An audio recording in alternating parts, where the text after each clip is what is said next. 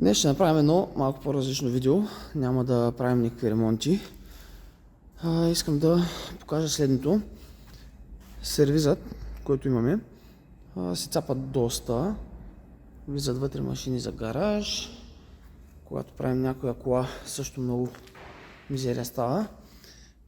Чудихме се с какво всичко това да го чистим, така че да не се дига прах. Тъй като ако почнем да го метем с нещо, целият сервиз вътре ще стане в прах. Гледахме машини от 1000 и кусур лева нагоре до 5-6 хиляди лева, които някои от тях само почистват, някои от тях и мият, но цените са доста стабилни. Обмисляхме нещо около 1000 и няколко лева да вземем, за да може цялата тази площ да се чисти. Това видео го правя всъщност, защото попаднахме на ето тази машинка.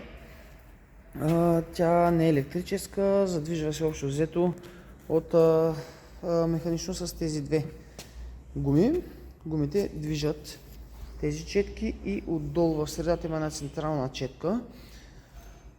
Погледнах ги, стори ми се много несигурно нещо.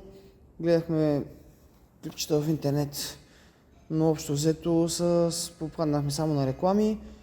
Както знаете, рекламите обикновено доста преувеличават нещата и показват, че чисти идеално.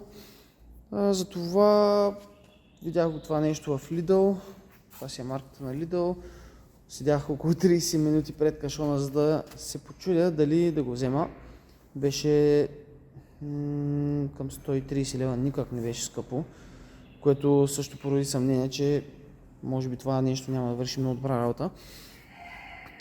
Правя видеото, за да мога да ви покажа.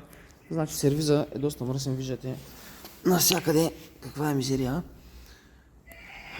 Всичкото е в листа, в пясък, това е от зимата още. Когато влезе някое превозно средство, снега се окапя от калниците и тази мизерия остават.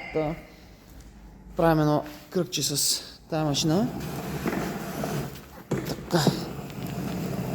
И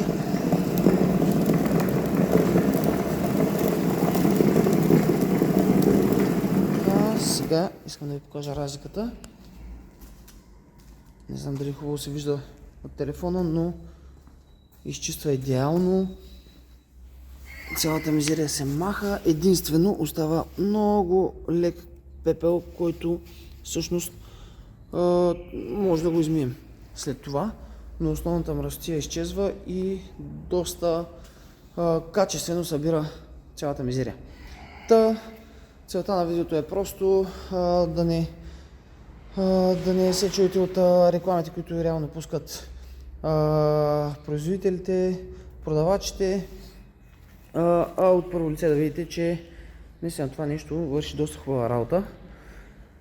Не съм сигурен, има различни модели, има и по-скъпи, видяхме около 500-600 лева нагоре цени. Може да има някой по-китайски продукт, който евентуално да не чисти толкова добре, но това върши страхотна работа и го препоръчвам.